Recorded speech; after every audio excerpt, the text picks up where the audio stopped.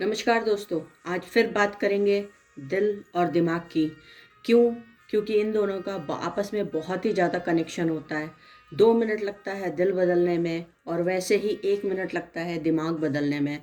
सिर्फ स्थिति, परिस्थिति या ऐसा कोई व्यक्ति जिसको हम मानते हैं, वो 1 मिनट में हमारा दिल और दिमाग बदल सकता है। ये माइंडसेट ही है जो हमें प्लस और नेगेटिव दोनों की ओर ले जा सकता है। लेकिन देखना ये है कि हमारा दृष्टिकोण क्या कहता है लाइफ के प्रति, उस चीज़ के प्रति। आइए समझते हैं इसको फिर से एक स्टोरी से। क्यों स्टोरी? क्योंकि ये कहीं ना कहीं दिल और दिमाग में छप जाती है। ये कहीं ना कहीं वो मोरल हमारे दिल को छूता है, तो वो हमें कहीं ना कहीं कोई सीख दे जाता है या दिमाग में ऐसी छाप छोड़ जाता है जिसके अकॉर्डिंग हम धीरे धीरे काम करने लगते हैं। इसीलिए हमेशा एक स्टोरी से बात हम रखते हैं अपनी और समझाने की कोशिश करते हैं। जो सीखा, जो देखा, वो कहीं ना कहीं हर किसी के लाइफ में आता है। तो आज फिर से बात करते हैं।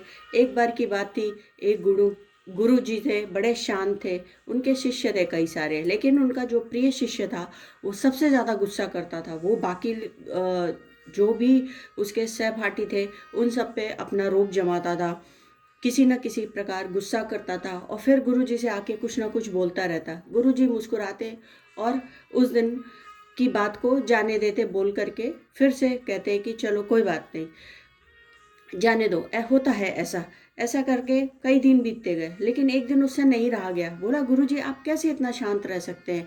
इतने सारे लोग इतनी बातें करते हैं, आते हैं आपसे आपसे अपना दुख भी बताते हैं, आप उनके सॉल्यूशंस देते हैं, लेकिन आप इतना प्रसन्नचित्त रहते हैं क्यों?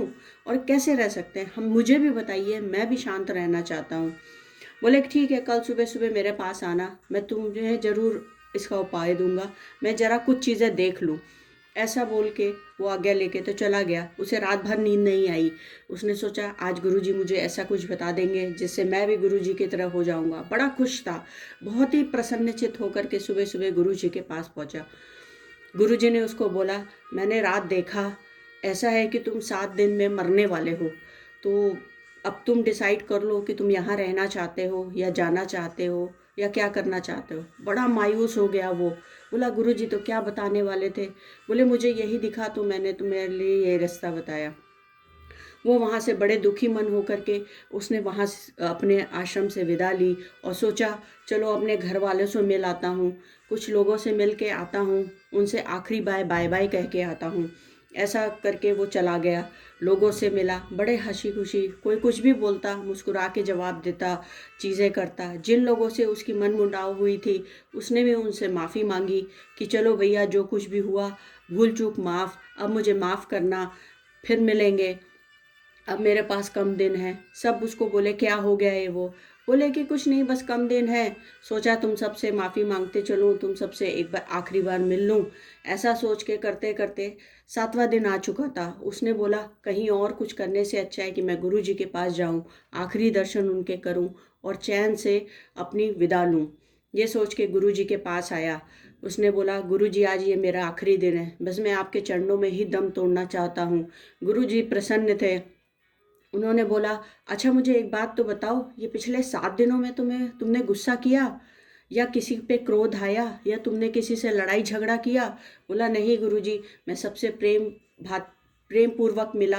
मैं सबसे बहुत अच्छे से, बल्कि जिन जिन से कभी मनमुटाव हुआ था, मैं खुद उनकी गलती होने के बावजूद मैं उनसे अपनी गलती मान करके मैं उनसे क्षमा लेकर के आया हूँ। अब मैं शांतिपूर्वक मरना चाहता हूँ। मैं बहुत प्रसन्नचित्त हूँ, मैं बहुत खुश हूँ, मुझे कोई गुस्सा नहीं है, मुझे किसी से द्वेष नहीं है।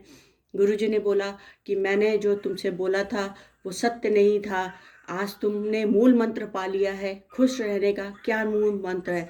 यही मेरा मूल मंत्र है कि मुझे नहीं पता कि मैं कब तक ज़िंदा रहूँगा, तो क्यों मैं फालतू में दूसरों से झगड़ा करूँ और उस तरह की चीज़ें करूँ। बस यही बात है। मैं आज तक इसी थॉट को रोज़ अपने दिमाग में रख करके चीज़ें करता हूँ। आज तुम्हें भी वो चीज़ मिल गई है। आज से तुम खुद ही प्रसन्नचित्त रहोगे। यही ज़िंदगी जीने का मूल मंत्र है। आज के लिए इतना ही, कल फिर मिलते हैं। तब तक के लिए थैंक यू सो मच।